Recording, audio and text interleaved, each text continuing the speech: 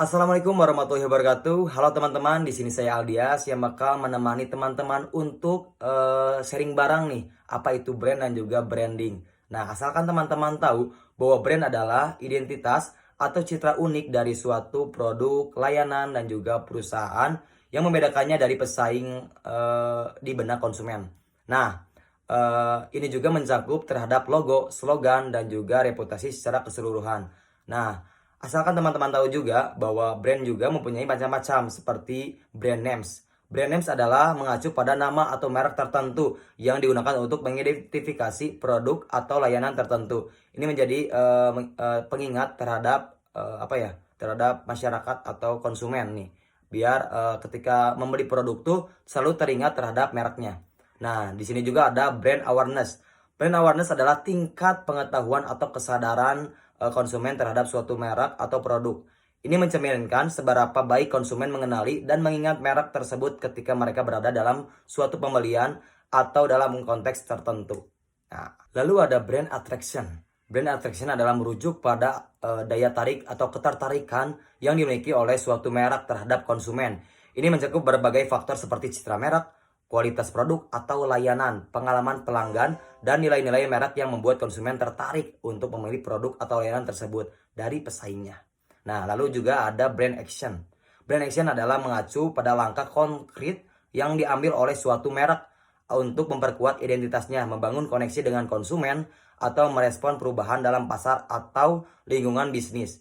Ini mencakup keputusan strategi seperti peluncuran produk baru, kampanye pemasaran, terus perubahan desain logo, atau inisiatif lainnya yang bertujuan untuk mempengaruhi persepsi dan perilaku konsumen terhadap merek tersebut. Lalu ada brand affinity yang mengacu pada tingkat keterikatan atau keterhubungan emosional yang dimiliki oleh konsumen terhadap suatu merek. Ini mencerminkan sejauh mana konsumen merasa terhubung secara personal dengan merek tersebut.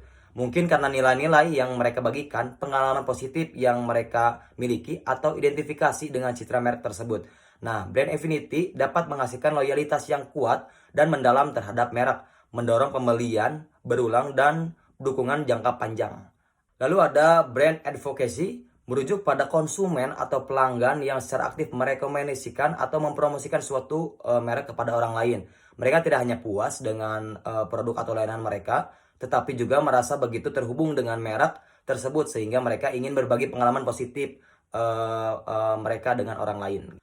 Nah, lalu ada brand adaptability, mengacu pada kemampuan suatu merek untuk berubah dan menyesuaikan diri dengan perubahan dalam lingkungan pasar, bisnis, dan juga kebutuhan konsumen. Lalu ada juga brand identity. Ini merujuk pada cara suatu merek memperkenalkan dirinya kepada dunia dan bagaimana merek itu ingin dilihat oleh konsumen. Nah, lalu ada brand values. Ini adalah prinsip-prinsip atau keyakinan inti yang menjadi dasar dari identitas suatu merek dan membimbing perilaku dan keputusan merek tersebut. Nah, lalu ada juga brand equity. Merujuk pada nilai komersial tambahan yang melekat pada merek karena persepsi positif dan loyalitas konsumen terhadap merek tersebut. Nah, lalu ada brand extension. Ini adalah strategi pemasaran di mana suatu merek menggunakan namanya yang sudah dikenal untuk meluncurkan produk atau layanan di luar kategori utama mereka. Lalu ada juga brand evolution. Di sini adalah merujuk pada perubahan atau perkembangan yang dialami oleh suatu merek dari waktu ke waktu. Lalu ada brand recognition, adalah tingkat pengetahuan atau kesadaran konsumen terhadap suatu merek ketika mereka melihat atau mendengar tentang merek tersebut. Lalu ada juga merek reputation, adalah persepsi umum yang dimiliki oleh publik terhadap suatu merek. Lalu ada brand recall. Di sini adalah kemampuan konsumen untuk mengingat suatu merek ketika mereka dipaparkan kepada situasi atau stimulus tertentu tanpa memiliki bantuan eksternal. Ini menunjukkan sejauh mana merek tersebut telah tertanam dalam ingatan konsumen. Nah, setelah kita mengenal lebih jauh apa itu brand dan juga macam-macamnya, kita bakal mengenal lebih jauh apa itu branding. Nah, asalkan teman-teman tahu bahwa branding adalah proses menciptakan identitas unik untuk suatu produk, layanan, ataupun perusahaan yang mencangkup elemen seperti nama, logo, dan pesan yang membantu membedakan merek tersebut dari pesaing lainnya. Nah, di sini juga ada personal branding.